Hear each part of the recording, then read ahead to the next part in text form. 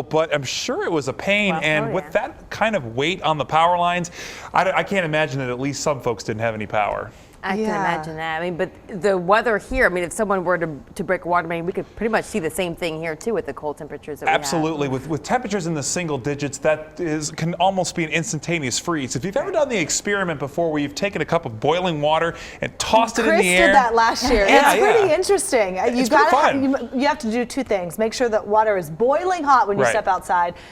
Toss it and get out of the way. Right. And you, of course, an insulated mug so you don't burn your hand in the way too. It creates ice crystals that look like snow. Right. The way the heat, you just lose so much heat with when you toss that boiling cup of water in the air. When you toss a cold cup of water, the heat loss isn't accelerated enough to make it freeze as fast as with boiling water. So you lose all that heat really fast and it just freezes. It continues that kind of chain reaction. So that's why it needs to be boiling.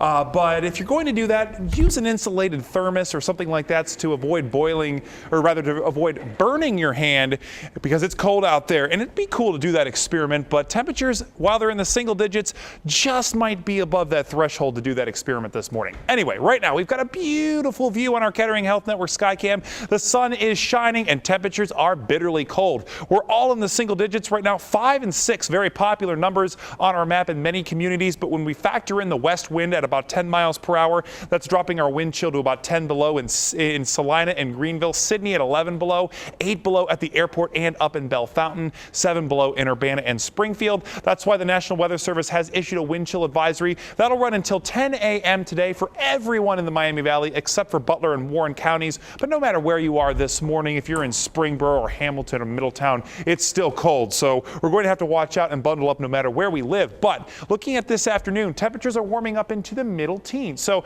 not bad. We're going to have some sunshine out there, and that's at least going to make it feel a tad bit warmer if the sun is directly hitting our face. But other than that, it's just going to be beautiful to look at. Now tonight we're looking at some clouds starting to work their way back in by the nighttime, and then overnight mostly cloudy, so our temperatures aren't falling into the single digits. It's still going to be chilly though, and then a line of snow showers will come through around 7 to 8 a.m. tomorrow, finally tapering off in the afternoon. With that, we could see a couple inches of snow. About 1 to 2 inches is what we're looking at with this snow coming through, and yes, it'll be coming around that 8 to 9 a.m. commute time. For some folks, that might get a little bit dicey, so we'll have to watch out tomorrow morning, but no major accumulations on Wednesday. Nothing today either. 17 degrees, just cold. Those wind chills staying below zero today. Tonight, 13 degrees, not as breezy or chilly, but we're still watching out for a cool night.